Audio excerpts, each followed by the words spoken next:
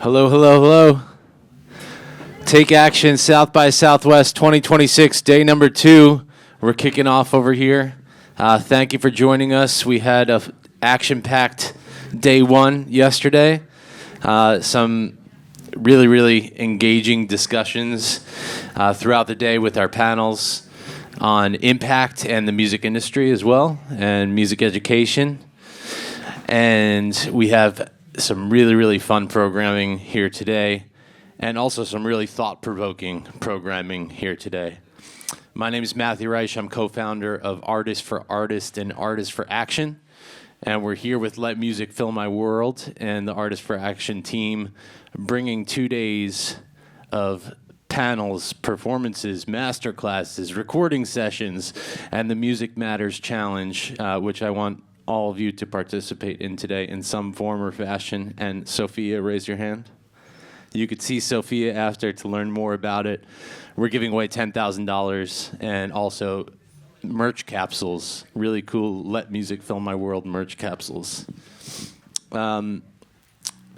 With our Artists for Action initiative that's focused on gun violence prevention and mental health, we've created a coalition of artists that have come together to deal with this epidemic and try to engage their audiences in having discussions.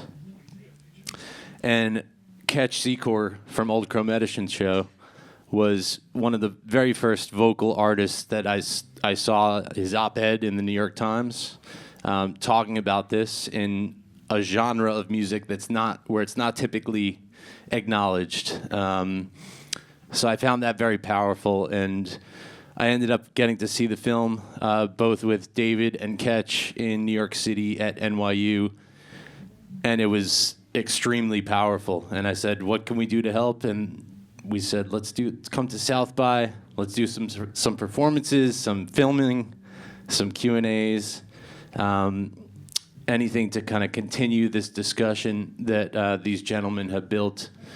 And so I'm really excited to introduce David and Ketch to the stage to set up the film. And we're going to watch an abridged version of the film today. And then we have Mark Barden, who's the co-founder of Sandy Hook Promise and Artists for Action, who will moderate a little bit of a Q&A and discussion afterwards. So looking forward to this. And David, here you go. And Ketch.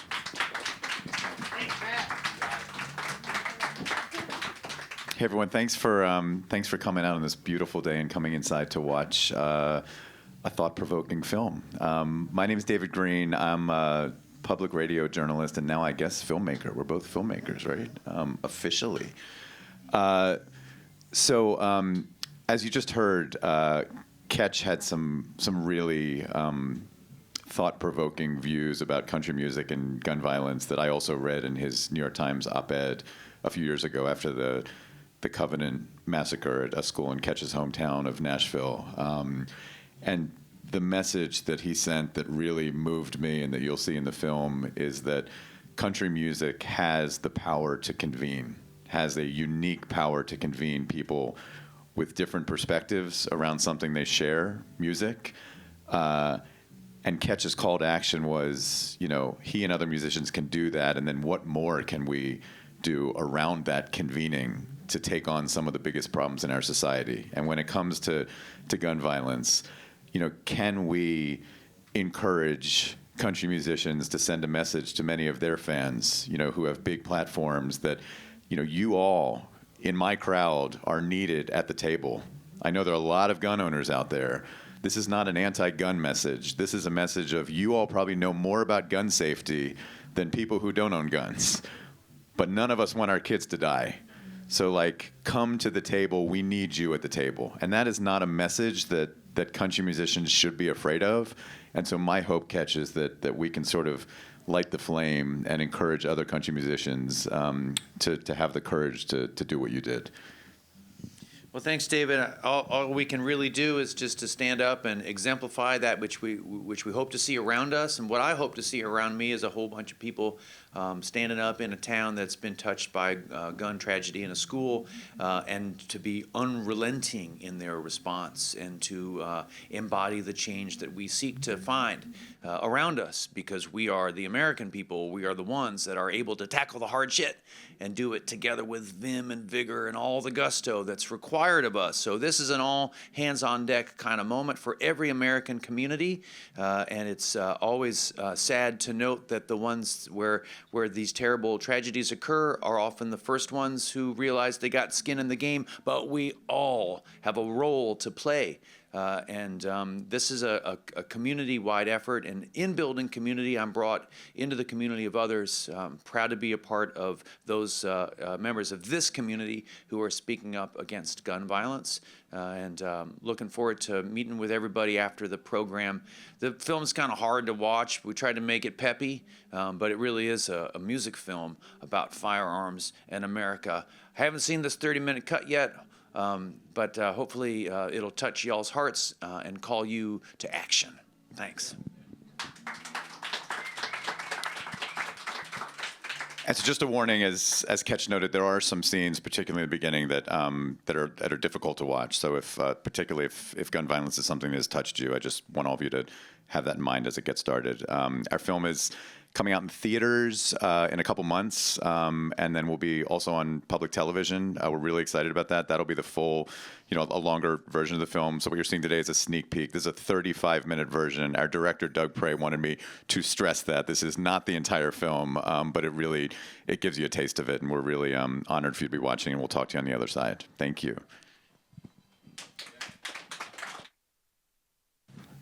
Please, one more round of applause for that.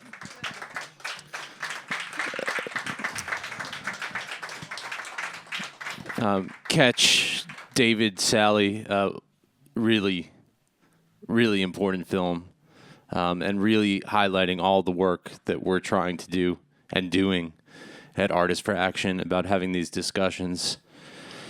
And standing here with Mark and Jackie, obviously incredibly emotional, and Mark does this work every day, and God bless him. I don't know how you do it, but you're my hero, as I always say.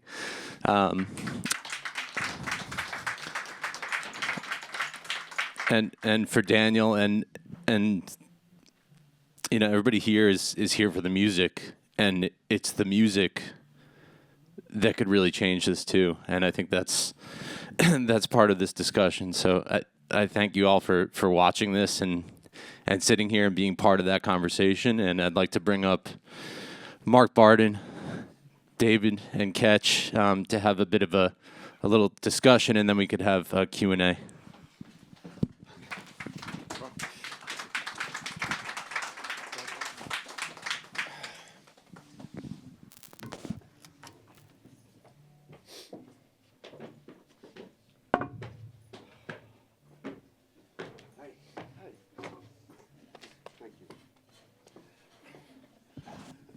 Okay, I'm going to pull it together.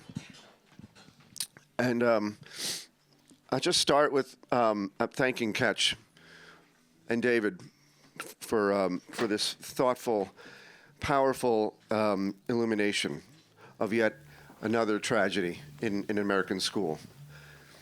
Or as Ketch and David illustrate numerous times, a grocery store, a soccer field, a movie theater, a place of worship. It goes on. We know the issue. We know the problem. The solution has been also mentioned many times, and it's about conversation. It's about coming together. It's about understanding what this is and what it isn't. It's about knowing that it is preventable, and knowing that doesn't mean taking everyone's fucking guns away to prevent it from happening again. There are solutions about coming together on common ground that we all want to protect our kids, regardless of your political affiliation, your ideological thinking, your view on guns. There are solutions available. It is preventable. And there is a very well-resourced mechanism that is working against that theory that is telling people, as we saw in their film, that common sense safety reforms around the single most deadly consumer product available to humans. It does not mean, it's not conflated with, there's no middle ground between common sense safety policy and regulations like we do with every other consumer product and taking them all away. There's so much middle ground, but people are being told that if you advocate for background checks or safe storage policy, that's the slippery slope to confiscation, like your guitar player said. His father, was it your guitar player's father who said, Yeah. Registration's going to lead to confiscation. They're going to take it away if they know where it is. It's just, it's bullshit. We all know that, and we all have to have this conversation. You wrapped up this segment of that with, there's so much room for meaningful conversation. So I want to thank you all for, and there should be 1,000 people in this room. Everybody at South by Southwest should see this. I have a feeling we're in the echo chamber again. And that's okay, but then you're all charged with going out and having a conversation with folks in your family and your network. And it doesn't have to be, as the guy said, tearing each other's throats out. It can be a thoughtful conversation about how we can do better. Thank you for starting the conversation. And Ketch, can you talk a little bit more about, I love the way you talked about this a few times in our conversations and in the film, about you look at your front row at an Old Crow Medicine Show concert. And there it is. There's a microcosm of the people who are on every side of this issue, who probably all agree because they're all here to see your music. And if there's one common theme that we can all talk to here, it's that music is connecting us all. Why can't we connect on other things too? Yeah, looking out at the crowd, it's really beautiful to see, our American tapestry woven all as one. You got all the sides and the colors and faiths and race, creed, and persuasion, all that stuff. And they're all out there just bobbing, all unified in one moment. It's really, I'd love to sell tickets to be able to stand on the stage so that you can see it. Sometimes I play the Grand Ole Opry and they let you sit in the pews up there and you can bear witness to this amazing phenomenon that I get to see every night. Now, I also read the news, so I see what the opposite of it looks like and the silos of thinking that are such an affliction in our nation right now that, if I think this about, gun reform, then I can't also think this about gun reform. But I'm privy to the best seat in the House, the one where I get to see Americans of every stripe being civil and actually really joyful, even though they disagree with each other. So if I could turn you all on to that, then you would probably feel, as I am, an optimist, which is a really funny place to be because I've met so many people whose loved ones have died and have been murdered. When I started doing the work, it brought me into communities, into families that are broken. I mean, and to have to share that with people, I'm just a song and dance man. I write songs, I travel, I have kids. I'm not trying to get I'm not the therapist, and yet I've sort of invited myself into these fractured families. And it's heavy, it's heavy to know the names of this many victims of gun violence because none of them have my last name yet. But I really feel like I'm treating it like it's all mine. And I think that exemplifying that is something that everybody here can do, is to make it your problem, right? Like, make it your school where the big shoot-'em-up happened. Make it your swimming pool. The park that you walk your dogs in, that's the one that's on the headlines right now where so many people were murdered. If you make it your own place that is suddenly compromised and unsafe, you'll find that it's your kid. And that is a motivator when you feel like you got skin in the game. It would have been a lot easier to just feel empathy and move on. And that's, you can. I mean, that's what we all do, because we can't take on every cause, and we'd be here all damn day. It would be too exhausting. So you got to pick your battles. But I didn't feel empathetic and then move on. I decided to do something about it, hoping that you all would too. like you all, each one of you would also do it.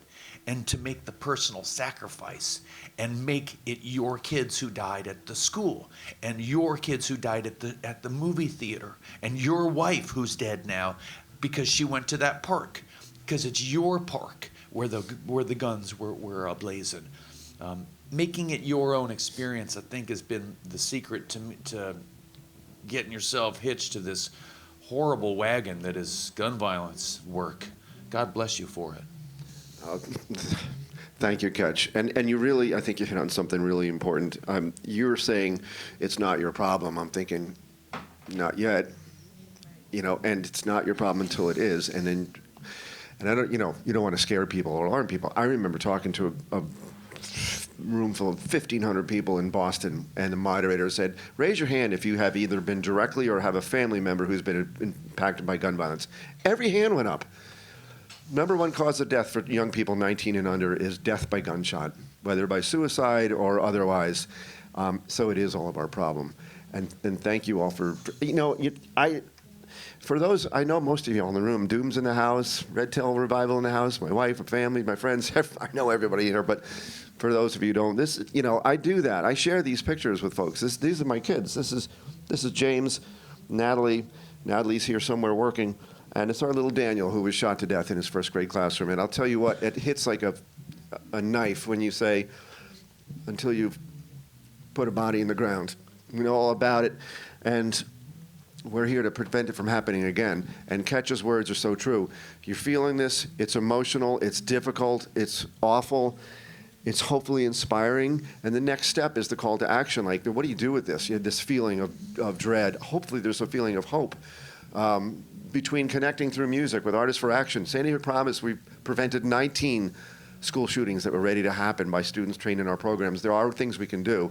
So get on board with something. Have the conversations with folks in your neighborhoods and your communities. Help an organization out that's doing this good work. Have these conversations. It doesn't have to be an awful adversarial thing. You can say, hey, did you know this? Did you know that that's actually not true?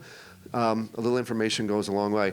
David, you come from a rich history steeped in journalism, investigating stories, learning about the culture of our country. I'll just lead with thank you for doing this project and letting Ketch's voice be heard by so many folks who do need to hear this message and reach beyond the echo chamber.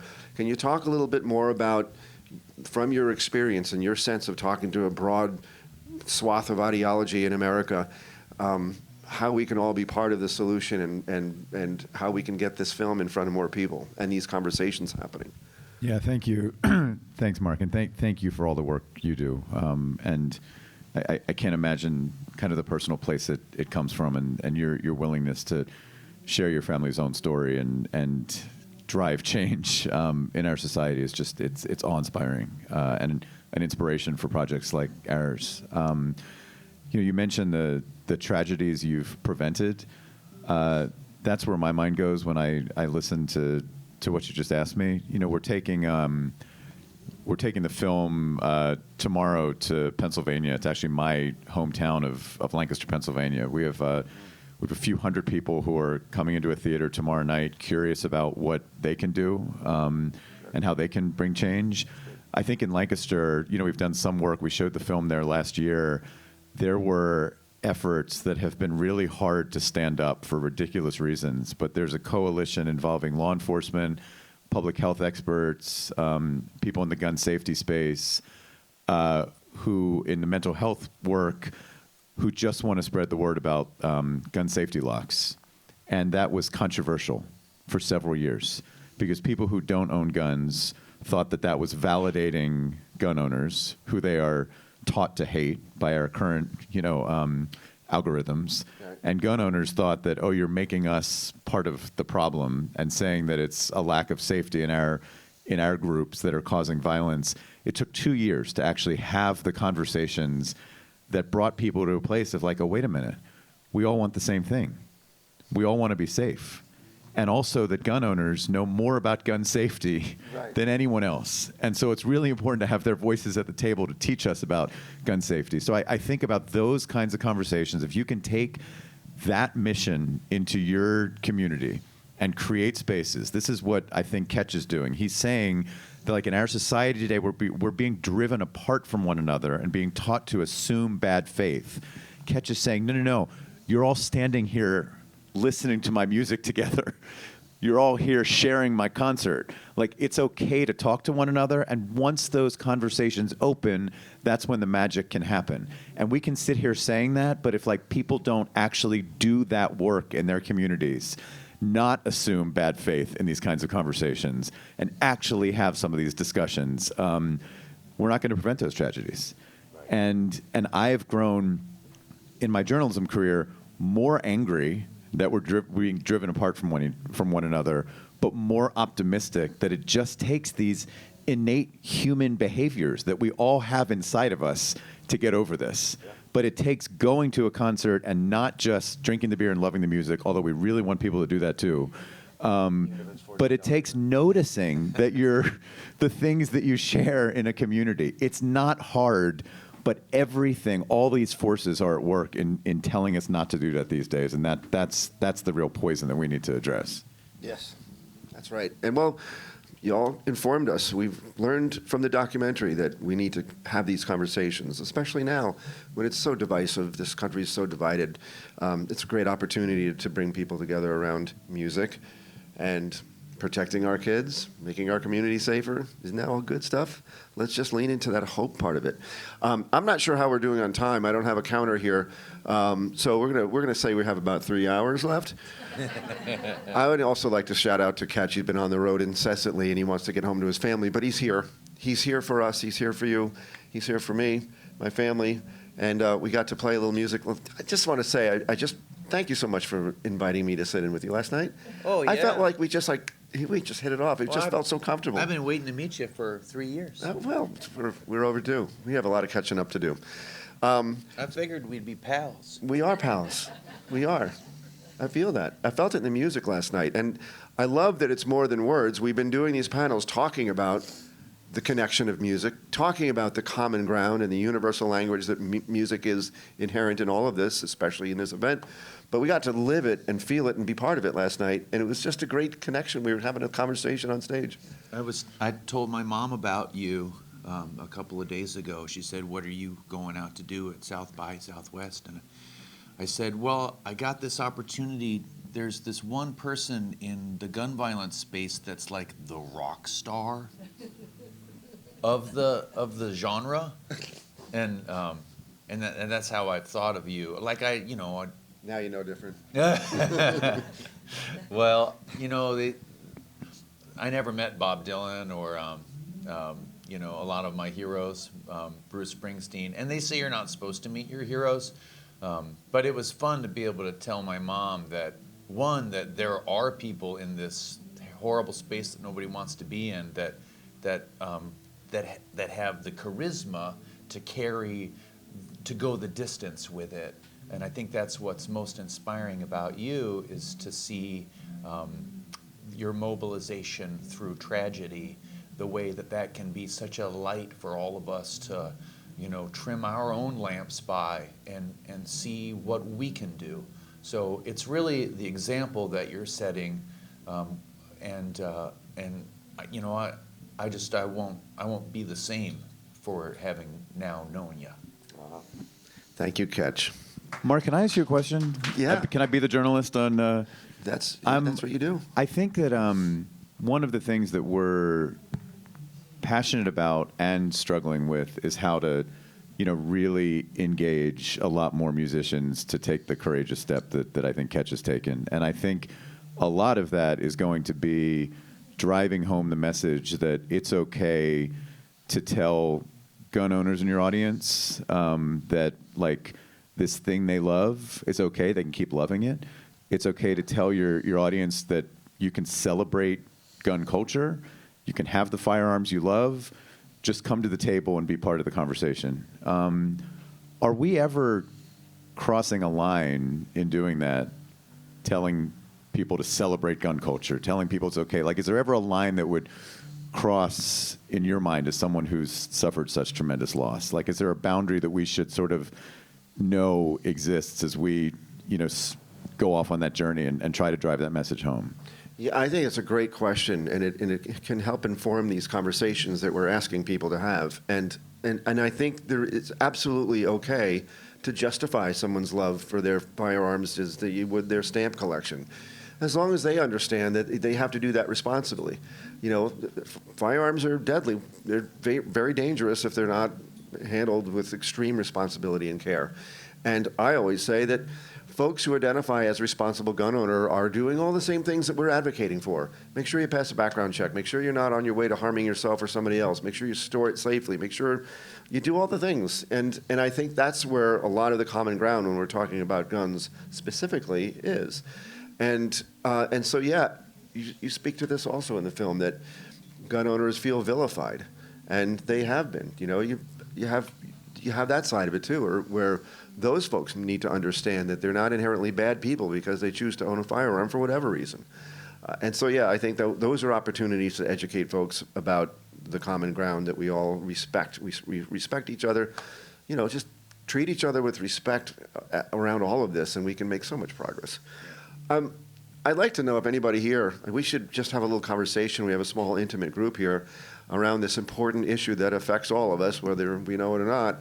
I'd like just to open it up for any kind of comments, thoughts, questions for any of us here on the panel or of each other. We should just have a little conversation if we have a few minutes.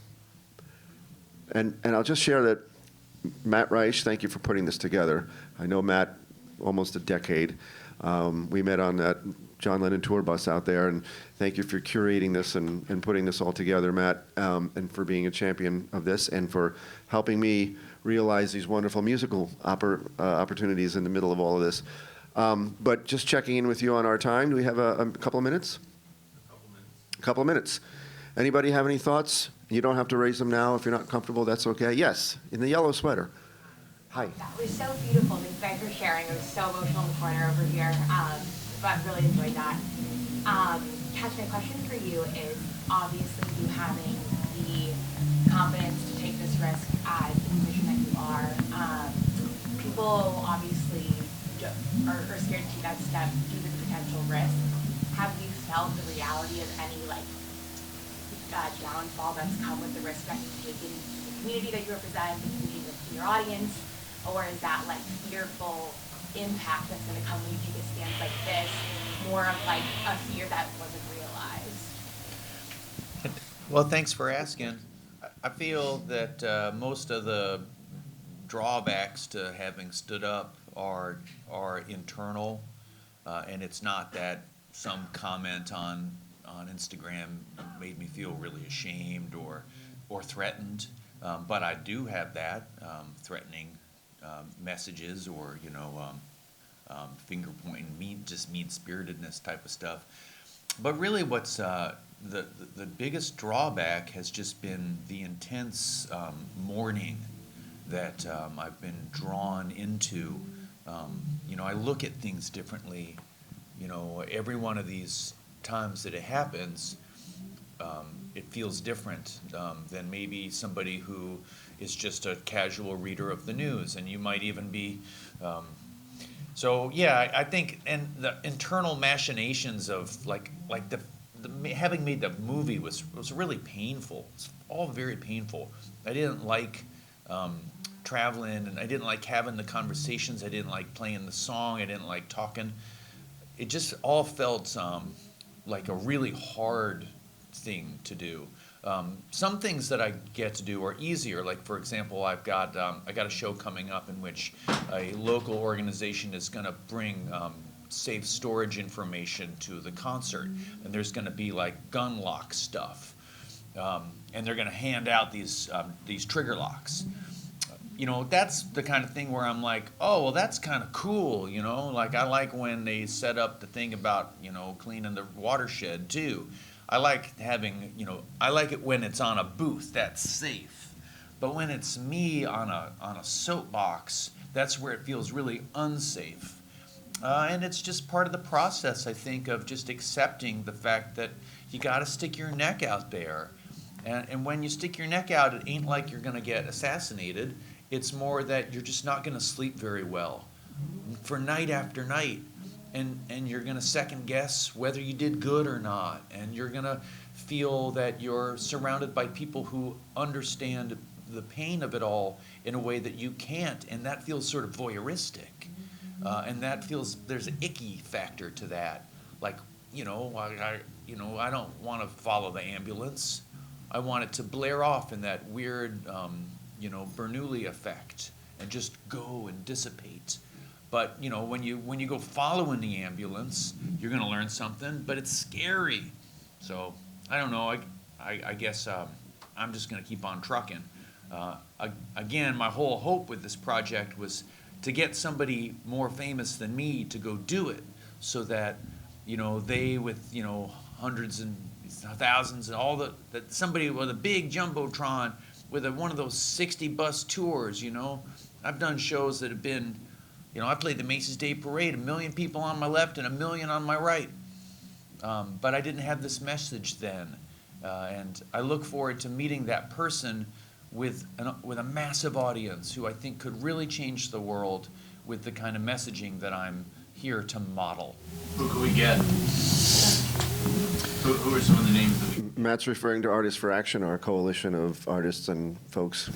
You mentioned a couple last night, but I'm just curious, who are those artists that you think would move the needle the most? Well, I think that you need to find an act that has connections to our U.S. military veterans, because I think that the vets have a huge role to play here. And I think that you need to find an artist with a connection to law enforcement, because I think law enforcement might have the most vital role to play here. As the true first responders, that is our front line of defense.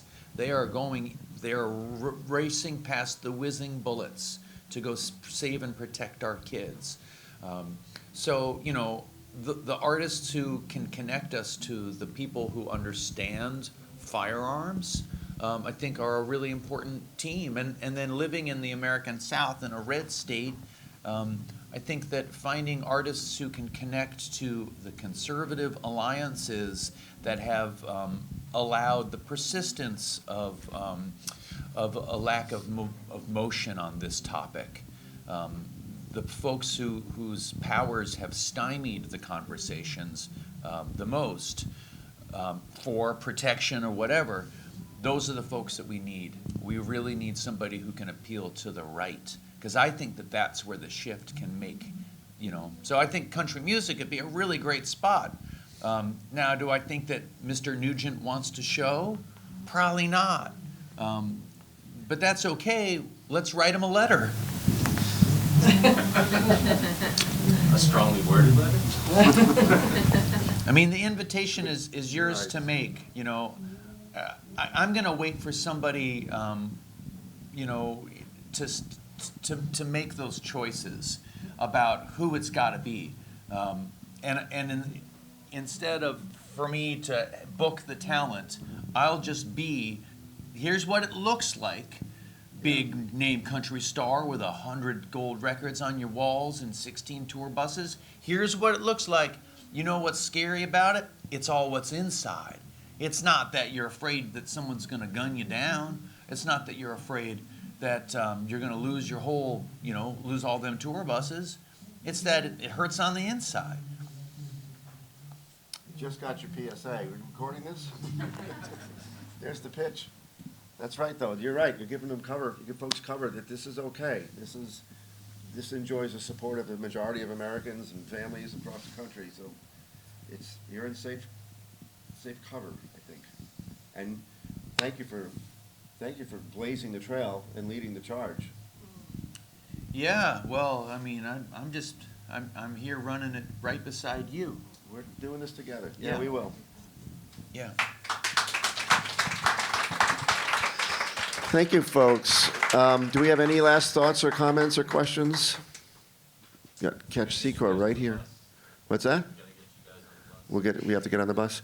I know this was not easy to watch, and I know that you took a considerable risk to come expose yourself to this, and I hope you're leaving not in despair and like, oh my God, this is horrible, but with hope that we're all in this together. We're all trying to get the same outcome. We're all trying to protect our kids, and we're all trying to make our community safer, and it is doable. And I want to thank David and Ketch for making this beautiful piece of art that should be shared widely. So there's something you can do right there when this is available. Share this with your folks, with your networks, and tell them about this amazing message by these incredible, brave messengers. Thank you for the shout out to Daniel last night, and from the bottom of my heart, my family thanks you. Yeah. Well, having a new reason to keep pushing on for this fight right here in the middle of this photograph. You know, when I started carving the names on the back of my violin of people that I had met that weren't on this planet anymore, except in the hearts and memories of those who remain, and I realized that I was going to run out of room on this fiddle. I got so many names on it now. Well, I had to go start carving names on another fiddle, and one after that, and one after that.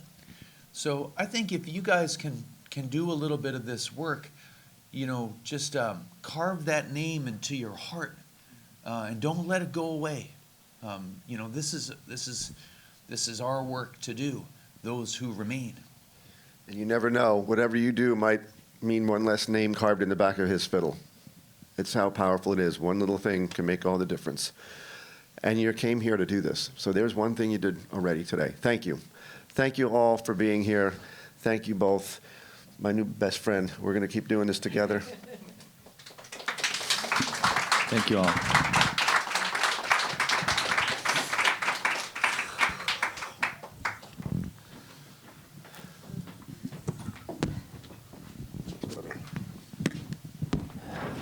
Thank you once again.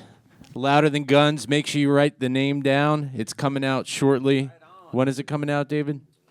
May. LouderThanGuns.com. LouderThanGuns.com. Make sure you write it down. Share it with a friend. These guys are going to go to the London bus right now. And then next up in this room, we have Slick Rick, who's doing a master class on imagination and storytelling. So make sure you stick around for that. And we'll see you shortly. The Slick Rick I know, and DJ Easy Rock, Slick Rick. Wow.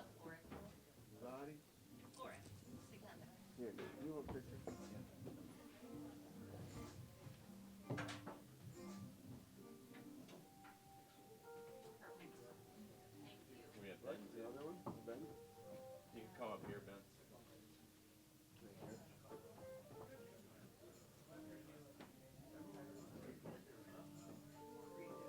Jackie.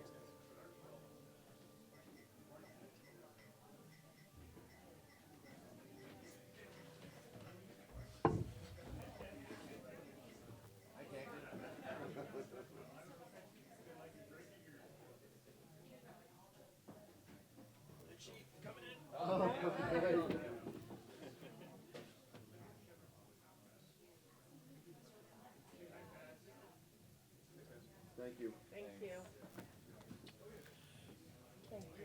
Yeah. Yeah, so glad we're all connected.